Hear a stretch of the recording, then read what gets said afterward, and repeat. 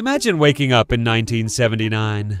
You're standing in a London street, and the smell is unbearable. It's the winter of discontent. The trash isn't being collected. The gravediggers are on strike. The lights flicker off because the miners have pulled the plug on the power grid. Britain, the cradle of the Industrial Revolution, the empire that once owned a quarter of the globe, is now the sick man of Europe. Inflation is at 17%. The IMF had to bail the country out 3 years ago like it was a struggling third world nation. You're watching a once great power choke on its own red tape. Then she arrives. Margaret Thatcher. The problem with socialism is that you eventually run out of other people's money. Union leader. We'll shut down the country. Thatcher. Try me. This is the story of how Britain decided to stop making things and start betting things. It's a 40-year gamble that turned a nation of shopkeepers into a nation of speculators, ending in a catastrophic, self-inflicted wound. Step 1. Kill the past. Between 1979 and 1990, Thatcher performs an economic lobotomy. She privatizes everything. British Telecom, British Gas, British Airways. Sold. The coal mines? Closed. The steel mills? Gutted. You're a 45-year-old steelworker in Sheffield. One day you have a pension and a community. The next, well, you're a statistic in a post-industrial wasteland. But the government has a new engine, a shiny glass and steel engine called the City of London. October 27th, 1986. This is the Big Bang. Before this day, the London Stock Exchange was an old boys' club. You had to wear a top hat and have the right accent. Then, in a single day, the rules are incinerated. Electronic trading arrives. Foreign banks move in. Broker. Is this legal? American banker. In New York, we call this Tuesday. Now buy the damn stock. London becomes a financial supernova. By the 2000s, finance is the heart, the lungs, and the brain of the UK. You're no longer a country that builds cars. You're a country that builds complex derivatives. But when you put all your eggs in one basket, you'd better hope nobody drops it. September 16th, 1992. Black Wednesday. George Soros spots a flaw in the UK's currency plan. He bets against the pound. The UK government spends £27 billion trying to prop it up. Chancellor Lamont. We must defend the pound at all costs. Trader. Sir, Soros just shorted another billion. We're out of ammo. In a single day, the Treasury loses £3.3 billion. It was a warning shot, a sign that the markets were now more powerful than the ministers. But Britain didn't learn. It doubled down. Tony Blair sweeps in. The vibe is cool Britannia. Oasis is on the radio and the economy is roaring. You're a 30-year-old in London with a modest salary. You can't afford a house.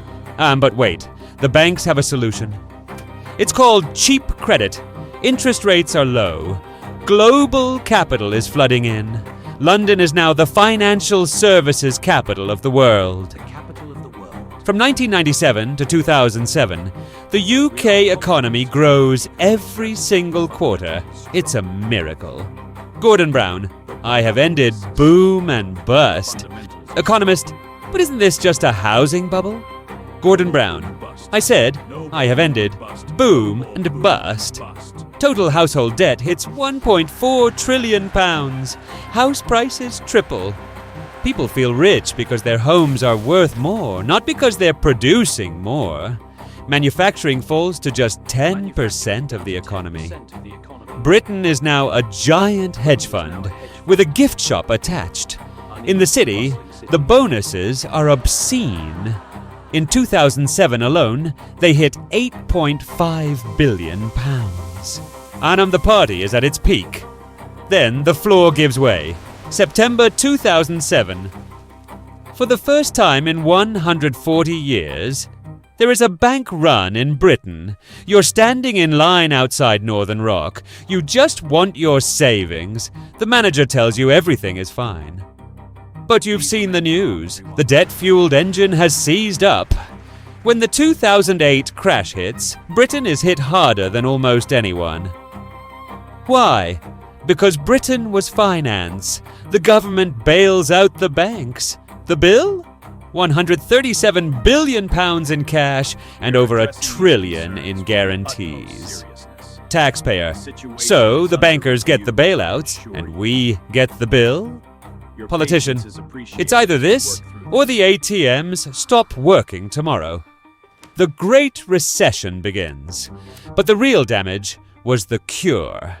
In 2010, the government introduces austerity. They cut libraries, they cut police, they freeze wages. It's the worst period of wage growth since the Napoleonic Wars. You're a nurse in Manchester. In 2010, you could afford your rent. By 2015, you're using a food bank. Meanwhile, London's property market stays hot because Russian oligarchs are using it as a safe deposit box. The country is divided. The North is forgotten. And then the ultimate act of economic suicide. June 23rd, 2016. Britain votes to leave the European Union. Voter. We want our sovereignty back. Economist. You're leaving the largest single market in the world. You're adding friction to 45% of your exports.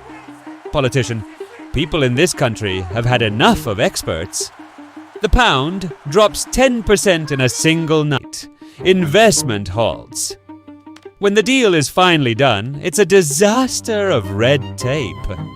Business investment stays flat for 7 years. Britain loses roughly £100 billion a year in potential growth. But the finale was yet to come. September 2022. Liz Truss enters Downing Street. Liz Truss. I'm cutting taxes for the rich, unfunded, £45 billion. The market. With what money? Your debt is already through the roof. Liz Truss. Trust me. The market did not trust her. Within hours, the British bond market implodes. The pound crashes to its lowest level in history, $1.03. Pension funds face total collapse. The Bank of England has to intervene with a £65 billion emergency program just to keep the country from going bankrupt over a weekend.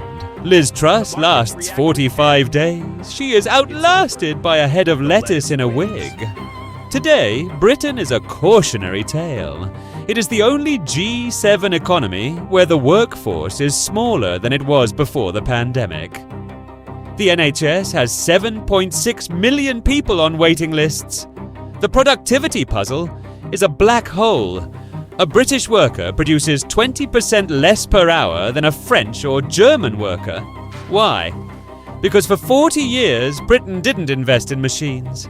It invested in property and financial magic. You're a 22-year-old graduate in Birmingham. You have £50,000 in debt. Your rent takes half your paycheck. You're living in a country that is essentially a museum in the rain. Since 2016, over $1 trillion in financial assets have moved from London to Paris and Frankfurt. The Big Bang has become a slow whimper. Britain didn't fall because of a war. It fell because it forgot how to build and remembered only how to bet.